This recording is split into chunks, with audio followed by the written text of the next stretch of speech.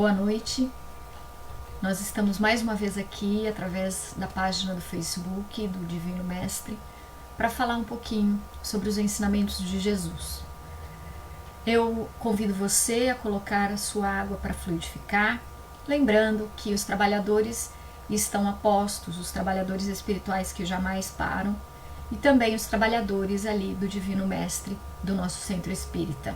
Então o dirigente da reunião está conectado, os passistas estão conectados, você vai receber aí onde você estiver esse passe através da espiritualidade pela mentalização dos passistas do Divino Mestre, tá bom? Então, vamos iniciar fazendo uma prece, elevando os nossos pensamentos a Jesus, nosso Divino Mestre, pedindo que Ele esteja conosco, que Ele nos abençoe, que Ele nos ampare, que Ele nos proteja e nos fortaleça nesse momento difícil pelo qual toda a humanidade tem passado. E nós estamos então num processo de evolução e crescer dói um pouquinho, né? Então passamos por isso como indivíduos e também como coletividade. Que Ele permaneça conosco hoje e sempre. Que assim seja. Então hoje nós vamos falar sobre fé divina e fé humana. Olha que coisa bacana! O capítulo 19 do Evangelho segundo o Espiritismo, a fé transporta montanhas. O que será que Jesus quis dizer para nós? Não é? E o que os Espíritos vêm então nos falar, nos ajudar a entender essas mensagens de Jesus? A fé é humana ou divina, conforme o homem aplica suas faculdades à satisfação das necessidades terrenas ou das suas aspirações celestiais futuras. A fé é a mesma. Conforme nós aplicamos a nossa fé às nossas necessidades humanas, acreditando que nós podemos, que somos capazes, ela é humana.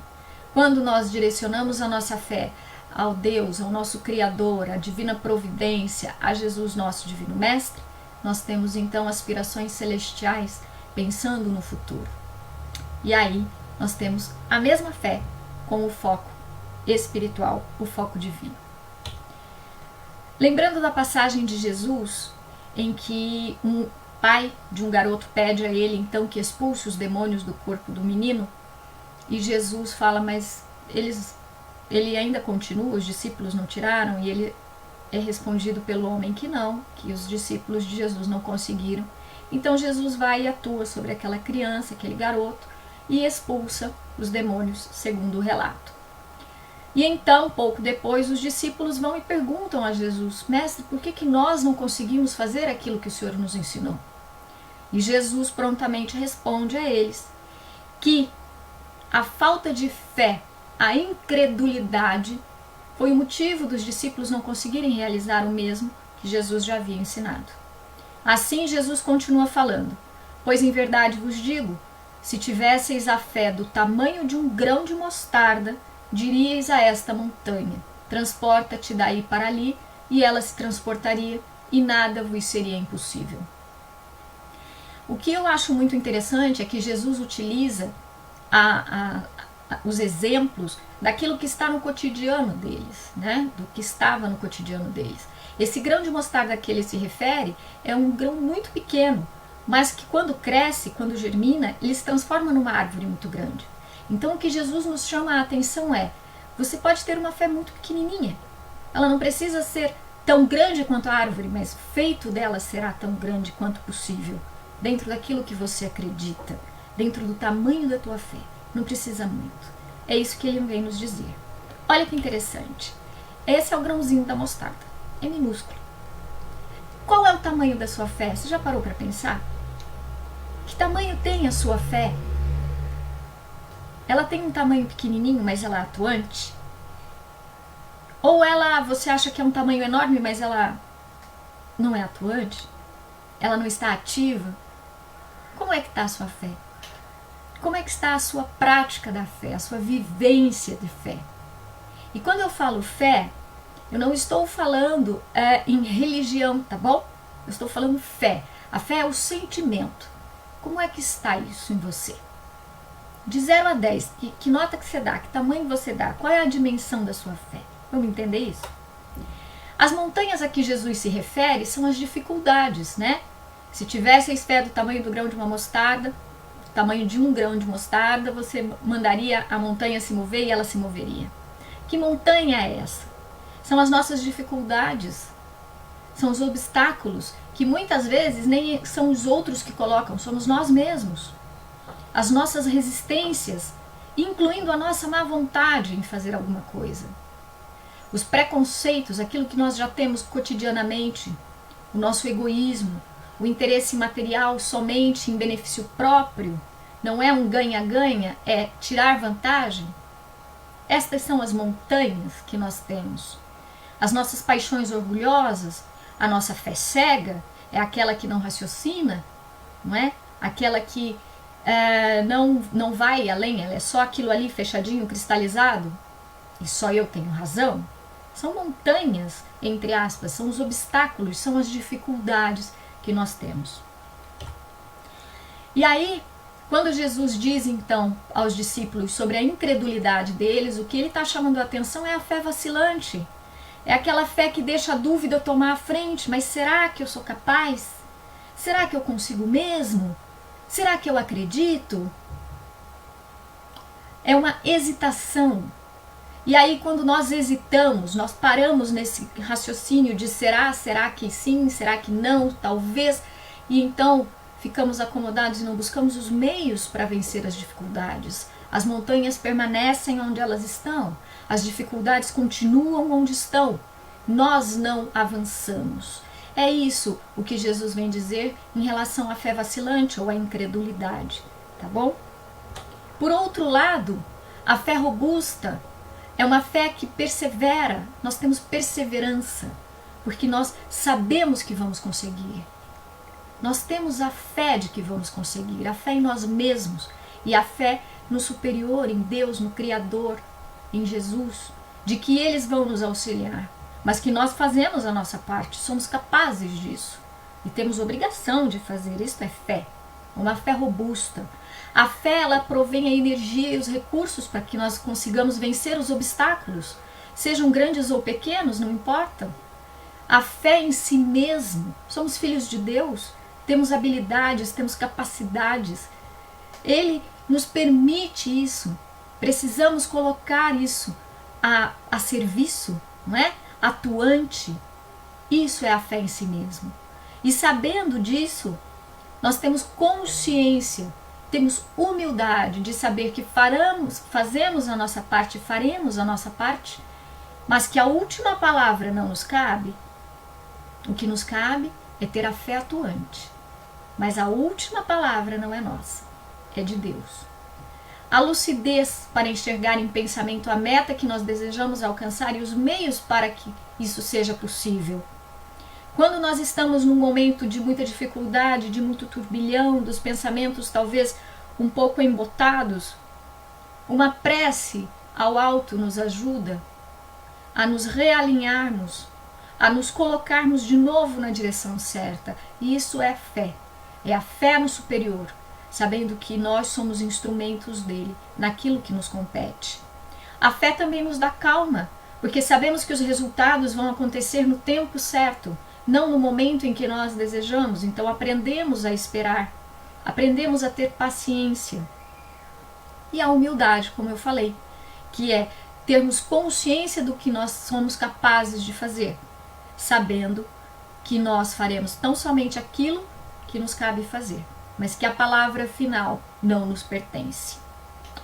E aí os Espíritos vêm então nos dizer, ainda no capítulo 19, a fé transporta montanhas, dizendo o seguinte, reiterando isso para nós: o homem que acredita em suas próprias forças é capaz de executar coisas materiais que não consegue fazer quem duvida de si.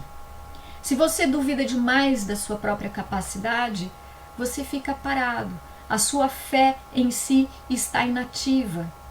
E aí, como é que você vai seguir adiante? Acredite mais na sua capacidade. Coloque a fé em si mesmo para agir, para movimentar. Porque assim você também é um instrumento da divina providência para o bem comum, para o progresso, para isso que nós estamos vivenciando agora, que é a nossa evolução. A vontade do querer é um querer verdadeiro. A fé é isso. O poder da fé se demonstra de modo direto e especial na ação magnética. Por seu intermédio, o homem atua sobre o fluido, agente universal, modifica-lhe as qualidades e lhe dá uma impulsão, por assim dizer, irresistível. Nós atraímos o que nós pensamos e sentimos. É isso o que é este magnetismo a que ele está se referindo. É a capacidade de que quando nós acreditamos que somos capazes e acreditamos que Deus está conosco, nós somos capazes de mover as montanhas. Nós somos capazes de superar as dificuldades. É neste sentido, porque curiosamente as coisas começam a se abrir. Às vezes acontece até de alguém que você nem sabia chegar até você e te auxiliar de uma forma que você nem imaginava. Então você está aberto a possibilidades infinitas de ter o sucesso daquilo que você quer. Porque você está acreditando e está colocando a sua fé a serviço.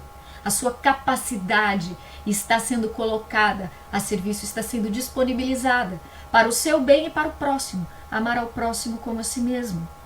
Essa é a troca mútua. É assim que funciona. A fé nos faculta o otimismo, porque nós acreditamos que é possível.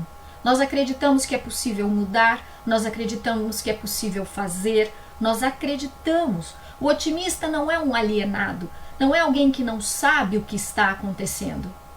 O otimista é o que sabe sim o que está acontecendo, mas acredita e age em prol de que aquilo vai melhorar, de que aquilo será bom em algum momento. O otimista tem esta consciência e ele atua a partir desta consciência. A fé também nos faculta a compaixão.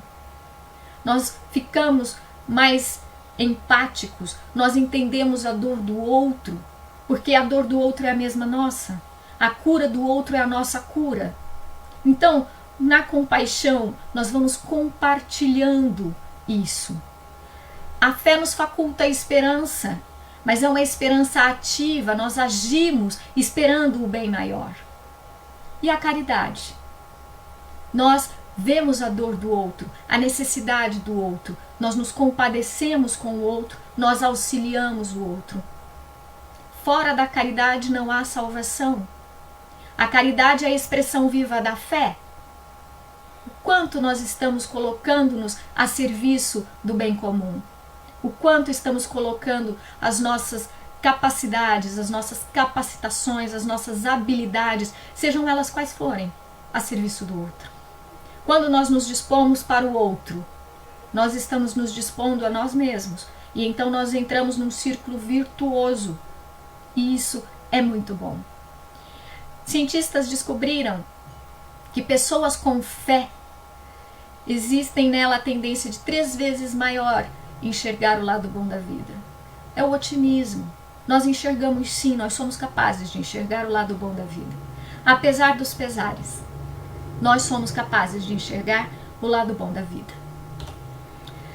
Ainda no capítulo 19 do Evangelho, no homem, a fé é o sentimento inato de seus destinos futuros. É a consciência que ele tem das faculdades imensas depositadas em germe no seu íntimo. A princípio em estado latente e que lhe cumpre fazer desabrochem e cresçam pela ação da sua vontade. Então todos nós, o que eles estão dizendo para nós é isso, todos nós temos este sentimento da fé. Está lá, incutido em nós. Mas precisamos fazer desabrochar, precisamos crescer, precisamos alimentar esta fé. E isto é feito através das ações. É desta maneira que nós podemos.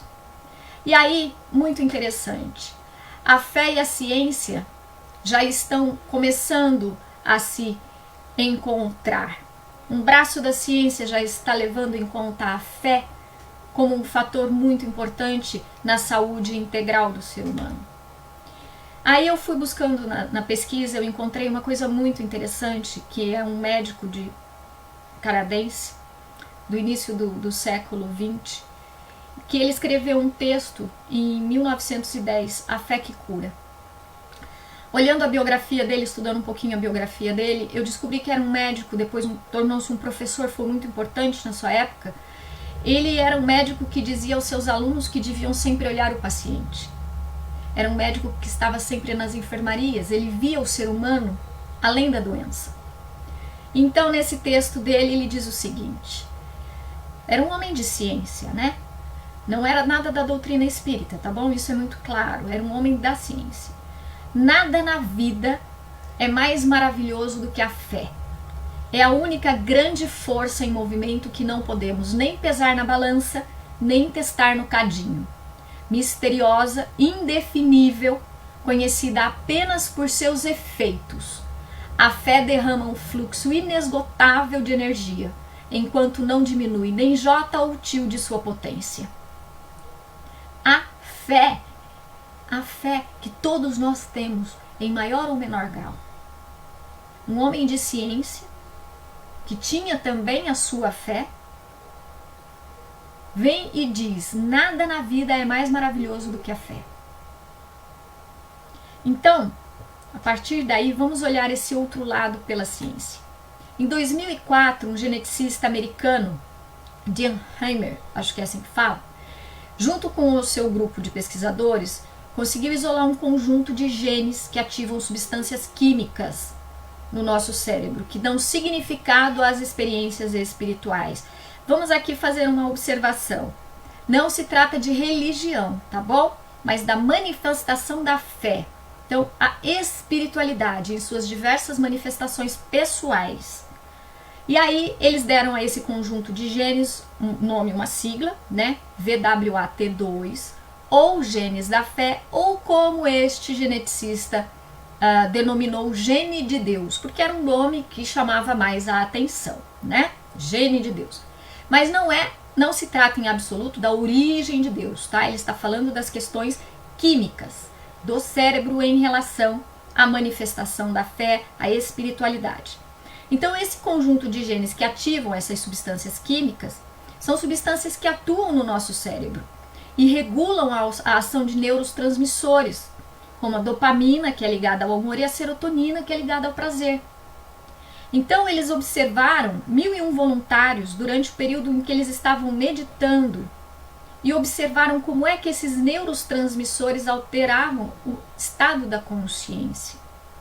É muito interessante, porque quimicamente, então, fica comprovado a manifestação da fé, como ela atua na química cerebral, tá bom?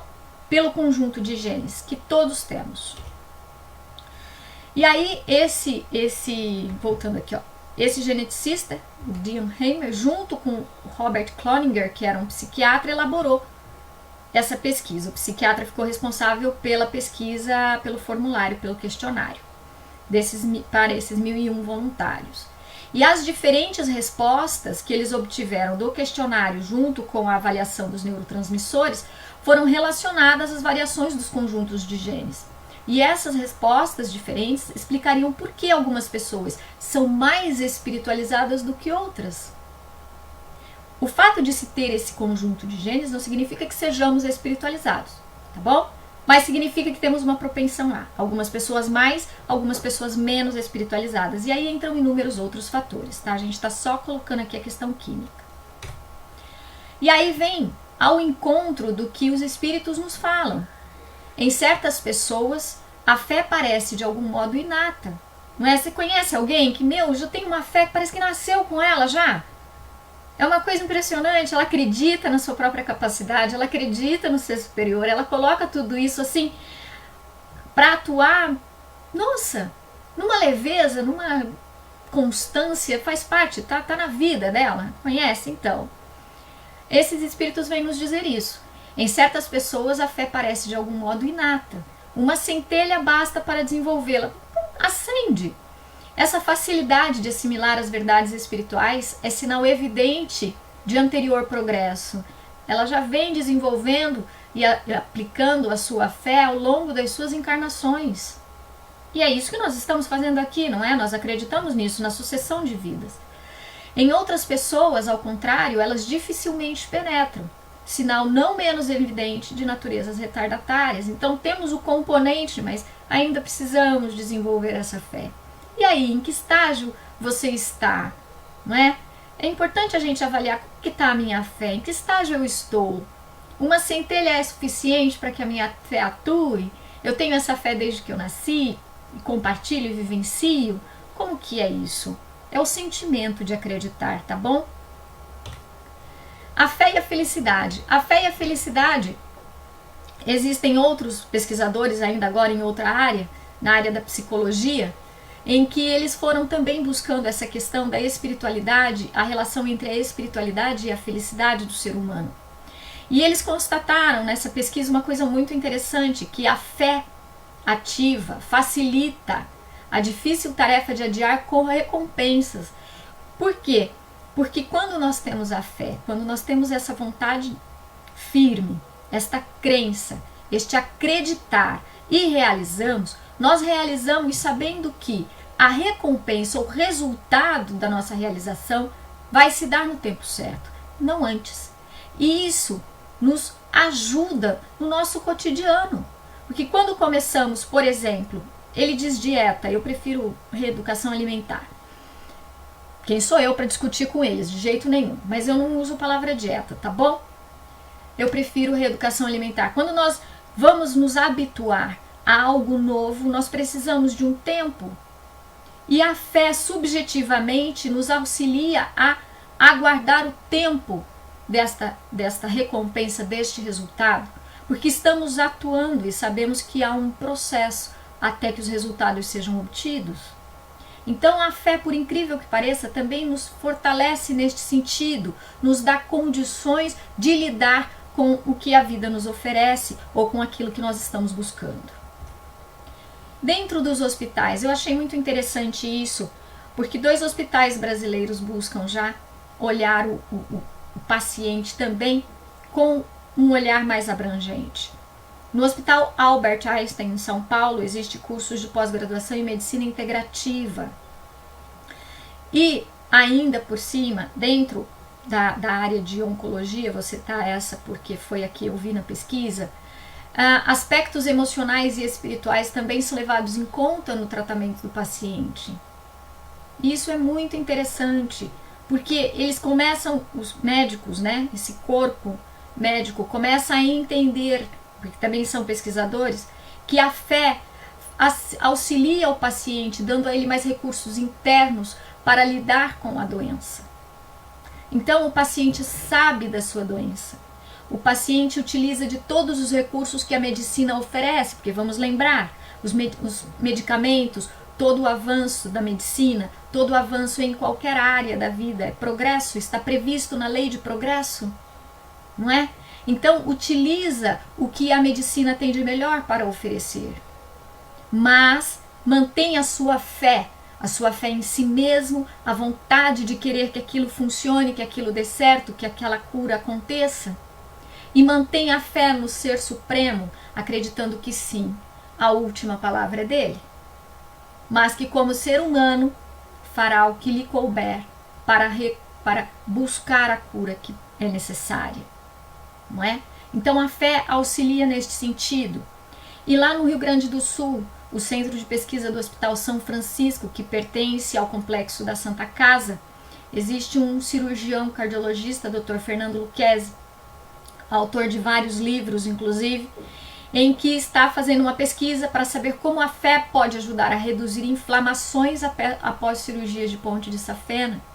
Como um geneticista já identificou a questão do conjunto de genes que faz com que as substâncias químicas sejam despejadas, entre aspas, no nosso circuito cerebral.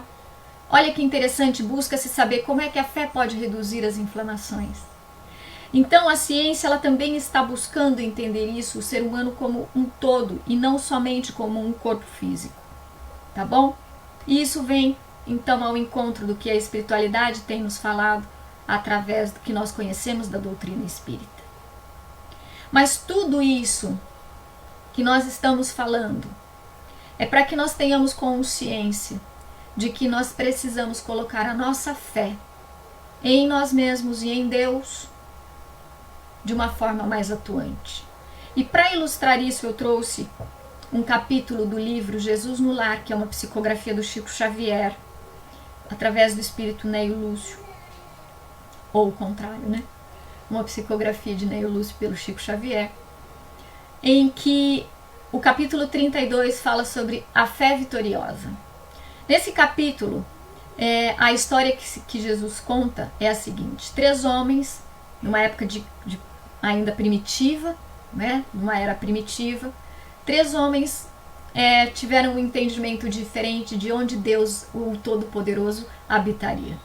Um começou a acreditar que o Todo-Poderoso habitava o trovão, o outro o vento e o terceiro o sol. E então cada um começou a guerrear com o objetivo de que a sua crença fosse a única verdadeira e que se sobrepusesse às outras.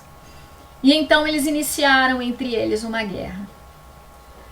Por isso, toda a floresta onde eles habitavam começou também a sofrer as consequências desses conflitos, não é? Por conta de um achar que era mais certo que o outro. Aí cada um desses 3 homens, buscou algo que pudesse ser utilizado para se proteger e também para atacar. Um utilizou uma carga pesada de minérios, o outro pegou pedras e um terceiro um compacto monte de madeira. Devido aos flagelos e a tudo mais, toda a perturbação que se instaurou naquela floresta e para os habitantes, os animais, a fauna, a flora, o Todo-Poderoso enviou então um mensageiro para que, na forma de um homem humilde, conversasse com cada um desses 3 homens. E este mensageiro, então, foi e conversou com eles, explicando que todos eles tinham razão, que o Todo-Poderoso habitava tudo aquilo que eles diziam: o trovão, o vento e o sol. E que eles, então, a partir daquele momento, aprenderiam a utilizar as matérias-primas que eles estavam usando para guerrear como uma forma de manifestarem a fé naquilo que eles acreditavam e trazer então o progresso e o bem-estar para a coletividade. E assim eles fizeram. Jesus conclui então esse texto nessa psicografia de Neio Lúcio. São narrativas de Neio Lúcio, tá bom? Como se Jesus estivesse contando. Fica claro isso. Quando a criatura, porém, guarda a bênção do céu e nada realiza de bom em favor dos semelhantes, e em benefício de si mesma, assemelha-se ao avarento, que se precipita no inferno da sede e da fome, no intuito de esconder indebitamente a riqueza que Deus lhe emprestou. Por isso mesmo, a fé que não ajuda, não instrui e nem consola, não passa de escura vaidade do coração. Então fica aqui um convite. Qual é o tamanho da sua fé? E o que você tem feito ativamente com a fé que você tem? Eu espero sinceramente que estas palavras possam te ajudar de alguma forma. De minha parte, posso te dizer que sentar e estudar um pouco mais sobre isso foi esclarecedor. E eu sei o quanto eu ainda preciso melhorar em relação a colocar a minha fé de uma forma muito mais ativa. Eu agradeço a sua presença, a sua companhia. Espero que você fique muito bem, o melhor possível, e que você consiga colocar a sua fé para atuar na sua vida e na vida das pessoas que te cercam.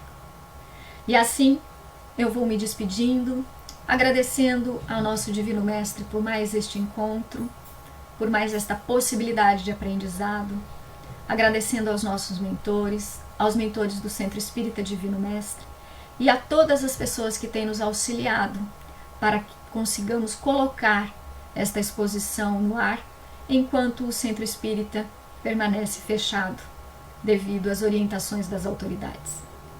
Assim, muito obrigada. Fica bem, fica em paz, Jesus esteja com você.